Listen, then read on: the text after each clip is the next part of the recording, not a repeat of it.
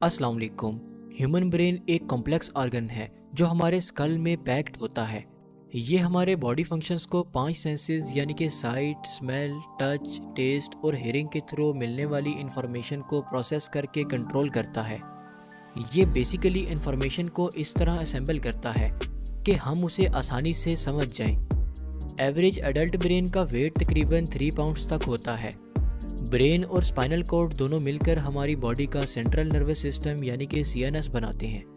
क्योंकि ब्रेन एक vital body organ है, इसलिए ये एक थिक प्रोटेक्टिव बोन यानी कि स्कल और मेनिंजेस में पैक्ड होता है।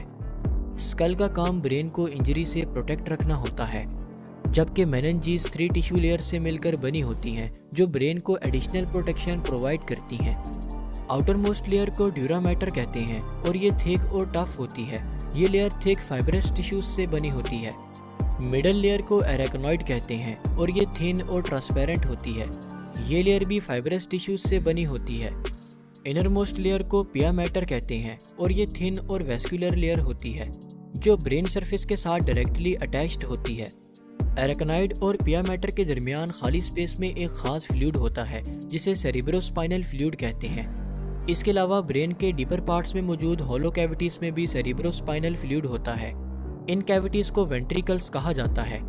ब्रेन में टोटल 4 वेंट्रिकल्स होती हैं और इनमें मौजूद फ्लूइड ब्रेन और स्पाइनल कॉर्ड को इंजरी के वक्त कुशनिंग प्रोवाइड करता है। तो आइए अब ब्रेन की सेलुलर कंपोजिशन पर बात करते हैं।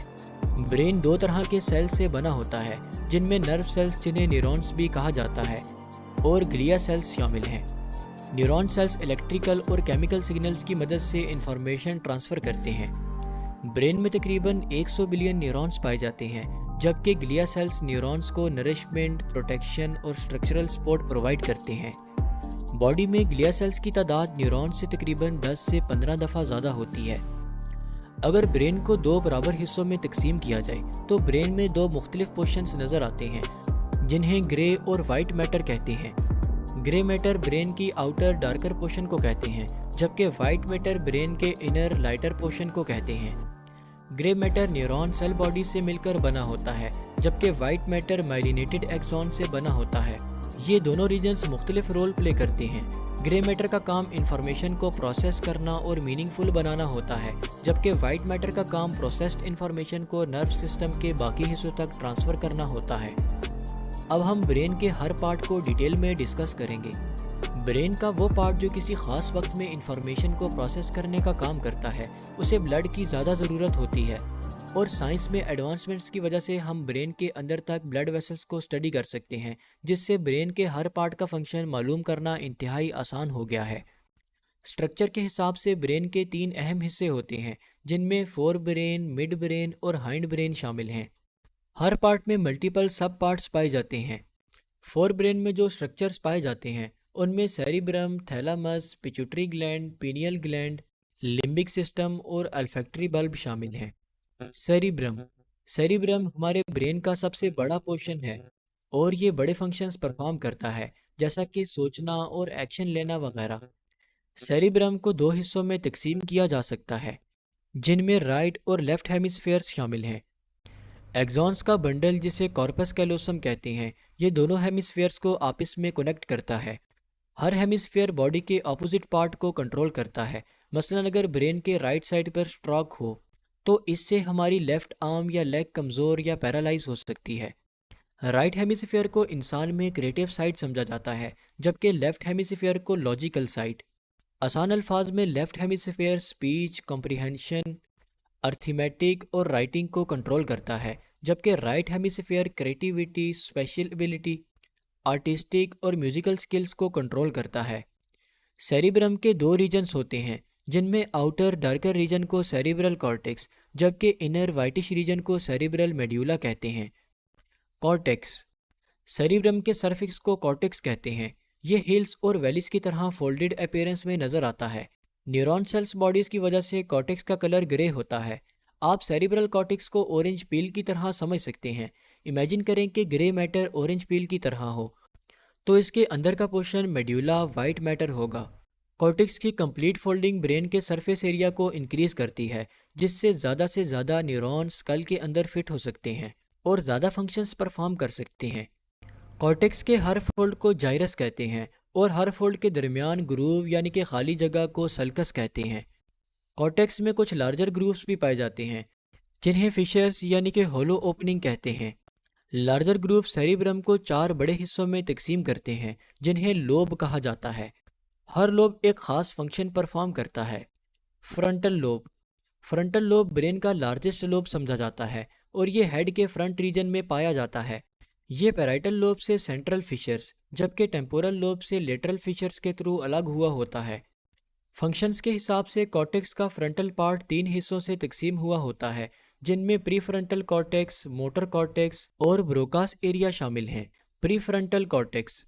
प्रीफ्रंटल कॉर्टेक्स फ्रंटल लोब के फ्रंट पर वाक़या होता है। ये पार्ट इंटेलेक्चुअल और इमोशनल इंफॉर्मेशन की प्रोसेस का काम करता है जिनमें एग्रेशन, डिसीजन मेकिंग और जजमेंट शामिल हैं। मसलन अगर आप कंजेस्टेड एरिया में ड्राइव कर रहे हैं तो आपको छोटे से वक्त में बहुत सी इंफॉर्मेशन प्रोसेस करनी होती है जिसके लिए प्रीफ्रंटल लोब को मुसलसल एक्टिव रहना पड़ता है ताकि आपको हर स्टेप पर जजमेंट में आसानी हो सके। मोटर कॉर्टेक्स फ्रंटल लोब का वो पोर्शन है जो प्रीफ्रंटल कॉर्टेक्स की बैक पर मौजूद होता है। मोटर कॉर्टेक्स का अहम फंक्शन बॉडी मूवमेंट को कंट्रोल करना होता है। मसलन अगर आप टेबल से बुक उठाने के लिए हाथ मूव करते हैं तो ये मोटर कॉर्टेक्स के सिग्नल्स होते हैं जो आपके आर्म मसल्स को इस तरह एक सीक्वेंस में मूव करते हैं कि बुक लिफ्टिंग आसान हो सके। ब्रोकास एरिया को मोटर स्पीच एरिया भी कहा जाता है। ये मोटर कॉर्टेक्स के करीब होता है और ये स्पीच प्रोडक्शन में इस्तेमाल होता है। ये एरिया स्पीकिंग के दौरान हमारे ब्रीथिंग पैटर्न्स और वोकल कॉर्ड्स को रेगुलेट करता है। आसान अल्फाज में हम कह सकते हैं कि frontal lobe voluntary movements, expressive language और हाई लेवल के एग्जीक्यूटिव फंक्शंस जैसा कि जजमेंट वगैरह को कंट्रोल करता है। पैराइटल लोब फ्रंटल लोब के बिल्कुल बैक पर मौजूद होता है और फ्रंटल लोब से सेंट्रल सल्कस के थ्रू अलग हुआ होता है। पैराइटल लोब को 3 रीजन्स में तकसीम किया जा सकता है जिनमें इनर मोस्ट पोर्शन को पोस्ट सेंट्रल जाइरस कहते हैं। फंक्शन के हिसाब से post central gyrus temperature, pain, vibration और फाइन टच के लिए सेंसरी रिसेप्टर से सिग्नल रिसीव करवाता है। इस तरह देखा जाए तो पोस्ट सेंट्रल जाइरस ज़्यादातर सेंसरी टाइप की इंफॉर्मेशन को प्रोसेस करने का काम करता है, जैसे कि जब हम किसी चीज़ को टच करते हैं तो ये इंप्रेशन पैदा होना कि ये गर्म है या ठंडा या फिर फ्लैट है या राउंड, तो ये सब पोस्ट सेंट्रल जाइरस से कंट्रोल होता है। इसके अलावा पैराइटल लोब के 2 हिस्से हैं जिनमें सुपीरियर और इन्फीरियर पैराइटल लोब्यूल्स शामिल हैं। सुपीरियर लोब्यूल सेंसरी और मोटर न्यूरॉन्स में कनेक्शन का काम करता है, जैसा कि सेंसरी सिग्नल सुपीरियर लोब्यूल की मदद से मोटर फंक्शन को किसी खास डायरेक्शन में एक्टिवेट करते हैं, लाइक ड्रिंकिंग वाटर। इसके अलावा सुपीरियर लोब्यूल शेप्स को मैनिपुलेट करने और कॉम्प्लेक्स शेप्स को स्पेसिफिक पैटर्न्स में करने के लिए भी हेल्प करता है। इस एबिलिटी को स्पेशल रीजनिंग एबिलिटी कहते हैं। पैराइटल लोब का तीसरा पोर्शन इन्फीरियर पैराइटल लोब्यूल है जो मैथमेटिकल ऑपरेशन सॉल्व करने में हेल्प करता है, जैसा कि मंथली इन्वेस्टमेंट्स और बिजनेस में टर्नओवर्स के कैलकुलेशंस वगैरह, और इसके अलावा लैंग्वेज को समझने में भी हेल्प करता है। टेम्पोरल लोब ब्रेन की साइड्स पर मौजूद होता है और ये फ्रंटल लोब से लैटरल फिशर्स के थ्रू अलग हुआ होता है। टेम्पोरल लोब में cortical region auditory information, visual processing और मेमोरी वगैरह को कंट्रोल करता है। टेम्पोरल लोब की डिवीजन्स में प्राइमरी ऑडिटरी कॉर्टेक्स जो हमारे कानों से ऑडिटरी इंफॉर्मेशन रिसीव और प्रोसेस करता है ताकि हमें समझ आ सके, मसलन हंसना, रोना और बोलना वगैरह। Visual processing. इसी तरह टेम्पोरल लोब के कुछ रीजन विजुअल प्रोसेसिंग में हमारी हेल्प करते हैं, जैसा कि faces, scenes, heating, cold, air conditioning, traffic etcetera. Memory.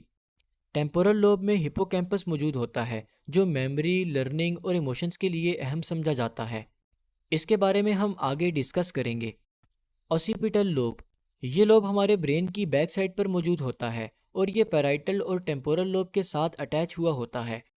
Occipital lobe को विजुअल प्रोसेसिंग के लिए मेन सेंटर समझा जाता है। ये हमें कलर्स में डिफ्रेंशिएशन करने, फेसेस को रिकॉग्नाइज करने और डेप्थ परसेप्शन जैसा कि किसी का आपकी तरफ आना या वापस जाना वगैरह। फोर ब्रेन के बाकी स्ट्रक्चर्स में थैलेमस, जो कि एक स्मॉल ओवर्ट स्ट्रक्चर होता है जो ब्रेन के सेंटर में मिड ब्रेन के एग्जैक्टली ऊपर पाया जाता है। थैलेमस रेगुलेटरी गेटवे होता है जो सेंसरी रिसेप्टर से इंफॉर्मेशन को ब्रेन में प्रॉपर रीजन्स तक ट्रांसफ़र करने का काम करता है। ये बेसिकली ब्रेन में इंटर होने वाले मुख्तलिफ सेंसरी इंफॉर्मेशंस को डायग्नोज करता है, जैसे कि ऑडिटरी, विजुअल, टैक्टाइल यानी कि टचिंग और टेस्ट वगैरह, और इस इंफॉर्मेशन को कॉर्टेक्स में स्पेसिफिक लोब्स तक पहुंचाता है। ये ब्रेन के मुख्तलिफ सेंटर्स और स्पाइनल कॉर्ड से इंफॉर्मेशन जमा करता है और इसे सेरिब्रल कॉर्टेक्स में करेक्ट एड्रेस तक पहुंचाता है। इसके अलावा thalamus regulation of sleep, alertness और वेकिंग अप को भी कंट्रोल करता है। The limbic system.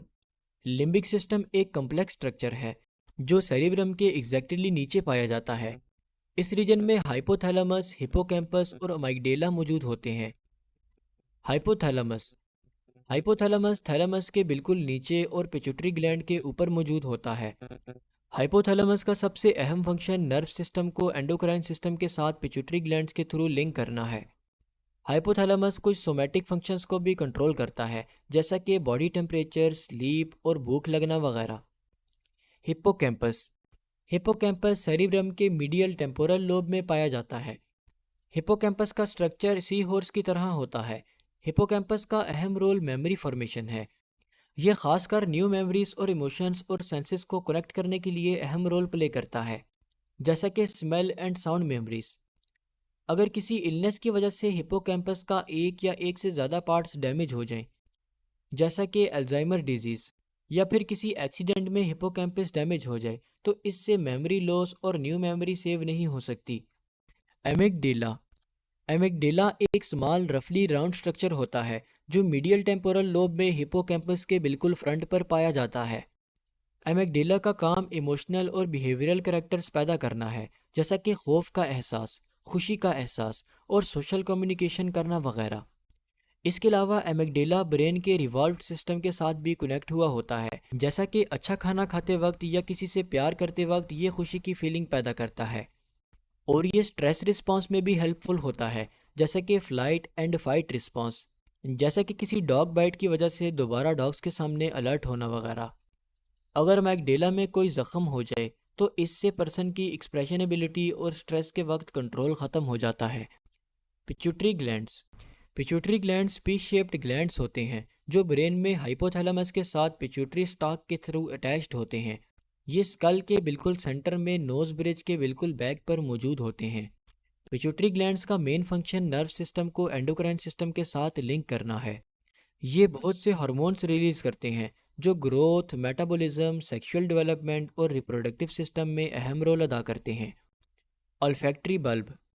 Olfactory bulb frontal lobe की इंफीरियर बॉटम साइड पर मौजूद होते हैं। ऑल्फैक्टरी बल्ब नोज से ब्रेन की तरफ इंफॉर्मेशन डिलीवर करते हैं और इसीलिए ये प्रॉपर सेंस ऑफ स्मेल के लिए बहुत ज़रूरी है। Pineal glands. Pineal glands third ventricle के साथ अटैच्ड होते हैं। ये मेलाटोनिन सिक्रीट करते हैं और बॉडी की इंटरनल ग्रोथ और सर्केडियन रिदम्स को रेगुलेट करते हैं। अगर पीनियल ग्लैंड्स प्रॉपरली काम ना कर रहे हों तो हमारे स्लीपिंग पैटर्न्स डिस्टर्ब हो जाते हैं, जो इंसोम्निया की वजह बनते हैं। पीनियल ग्लैंड सेक्सुअल डेवलपमेंट में भी कुछ रोल अदा करते हैं। Mid brain. Mid brain cerebral cortex के नीचे और हाइंड ब्रेन के ऊपर ब्रेन के सेंटर में मौजूद होता है। मिड ब्रेन ब्रेन का स्मॉलेस्ट रीजन है। मिड ब्रेन हमारे विजुअल और ऑडिटरी सिस्टम के लिए रिलाई स्टेशन का काम करता है। क्रेनियल नर्व्स के 12 पेयर्स में से 2 pairs of nerves exactly mid brain से निकलती नजर आती हैं, जिनमें ऑक्यूलोमोटर और ट्रोक्लियर नर्व्स शामिल हैं जो आइज और आईलिड्स की मूवमेंट को कंट्रोल करती हैं। मिड ब्रेन के पार्ट्स में रेड न्यूक्लियस और सब्सटेंशिया निगरा बॉडी मूवमेंट को कंट्रोल करने का काम करते हैं और इनमें large number of dopamine producing neurons मौजूद होते हैं। और सब्सटेंशिया निगरा से निकलने वाली नर्व्स की डिजनरेशन पार्किंसंस डिजीज़ की वजह बनती हैं। Hind brain. हाइंड ब्रेन हमारे ब्रेन के 3 अहम रीजन्स में से एक रीजन है जो ब्रेन के लोअर बैक पार्ट में मौजूद होता है। हाइंड ब्रेन के 3 अहम पार्ट्स होते हैं जिनमें पोन्स, सेरिबेलम और मेड्यूला ऑब्लोंगेटा शामिल हैं। आपने यकीनन ब्रेन स्टेम के बारे में सुना होगा, जहां मिड ब्रेन, पोन्स और मेड्यूला आपस में ज्वाइन होते हैं। ये बेसिकली ब्रेन और स्पाइनल कॉर्ड के दरमियान इंफॉर्मेशन ट्रांसफ़र के लिए ब्रिज का काम करते हैं। सेरिबेलम। सेरिबेलम हाइंड ब्रेन का सबसे बड़ा पार्ट है। सेरिबेलम ब्रेन की बैक साइड पर ऑसिपिटल लोब के नीचे पाया जाता है। सेरिब्रल कॉर्टेक्स की तरह इसके भी 2 हेमिस्फीयर्स होते हैं। हर हेमिस्फीयर अपनी तरफ की हाफ साइड ऑफ बॉडी में मोटर एक्टिविटी को कंट्रोल करता है। सेरिबेलम बेसिकली मसल्स मूवमेंट को रेगुलेट और कोऑर्डिनेट करता है। पोस्चर और बैलेंस में हेल्प करता है। गॉड डायरेक्टेड और स्पॉन्टेनियस मूवमेंट को कोऑर्डिनेट करता है। और कुछ कॉग्निटिव फंक्शंस जैसा कि लैंग्वेज सीखना, बाइसाइकिल चलाना और म्यूज़िक बजाना वगैरह उनको कंट्रोल करता है। पोन्स पोन्स मेड्यूला और मिड ब्रेन के दरमियान पाया जाता है। देखने में पोन्स मेड्यूला का लार्ज सेक्शन लगता है, जबकि पोन्स ऑटोनोमिक नर्व सिस्टम में अहम रोल अदा करता है, जैसे कि ब्रीथिंग और डाइजेशन वगैरह। ये सेरिबेलम और सेरिब्रम के दरमियान मोटर इन्फॉर्मेशन के लिए रिलाय का काम करता है। अगर पोन्स में इंजरी हो जाए तो इससे इम्पेयर्ड ब्रीथिंग और कोमा हो सकता है। Medulla oblongata medulla oblongata pons और स्पाइनल कॉर्ड के दरमियान मौजूद होता है, लिहाजा ये ब्रेन स्टेम का सबसे इन्फीरियर पोर्शन होता है। इसके फंक्शंस इनवॉलंटरी होते हैं और हम मेड्यूला ऑब्लोंगेटा के बिना ज़िंदा नहीं रह सकते, क्योंकि ये कुछ इंपॉर्टेंट फंक्शंस कंट्रोल करता है, जैसा कि breathing, blood pressure, cardiac rhythms और स्वेलविंग वगैरह। ब्रेन स्टेम का पार्ट होने की वजह से मेड्यूला ब्रेन से स्पाइनल कॉर्ड की तरफ नर्व मैसेजेस की ट्रांसपोर्टेशन का काम भी करता है। जैसा कि हमने ब्रेन के स्ट्रक्चर के बारे में स्टडी किया, तो आइए देखते हैं कि इंफॉर्मेशन ब्रेन से बॉडी की तरफ कैसे ट्रांसमिट होती है। ब्रेन स्पाइनल कॉर्ड और क्रेनियल नर्व्स के 12 पेयर्स के थ्रू बॉडी के साथ हर वक्त कम्युनिकेशन में रहता है। Cranial nerves peripheral nervous system यानी कि पीएनएस का पार्ट हैं। क्रेनियल नर्व्स के 10 पेयर्स ब्रेन स्टेम से निकलकर hearing, eye movement, facial sensations, taste और स्वेलविंग और movement of face, neck, shoulders और टंग मसल्स को कंट्रोल करती है, जबकि स्मेल और विजन के लिए क्रेनियल नर्व्स सेरिब्रम से निकलती हैं। आखिर में आइए देखते हैं कि ब्रेन की प्रॉपर फंक्शनिंग के लिए ब्रेन को ब्लड सप्लाई कैसे होती है। ब्लड वेसल्स के दो सेट्स ब्रेन को ब्लड और ऑक्सीजन सप्लाई करते हैं, जिनमें वर्टिब्रल आर्टरीज और इंटरनल कैरोटिड आर्टरीज शामिल हैं, जबकि इंटरनल जैगुलर वेन्स को ब्रेन से हार्ट की तरफ ब्लड मूवमेंट के लिए अहम समझा जाता है। होप सो आज की इस वीडियो से आपको काफ़ी कुछ ज़रूर नया जानने को मिला होगा। मैं आपका होस्ट साद खान आपसे मिलूंगा किसी नई वीडियो में किसी नए टॉपिक के साथ। तब तक के लिए अल्लाह हाफिज़।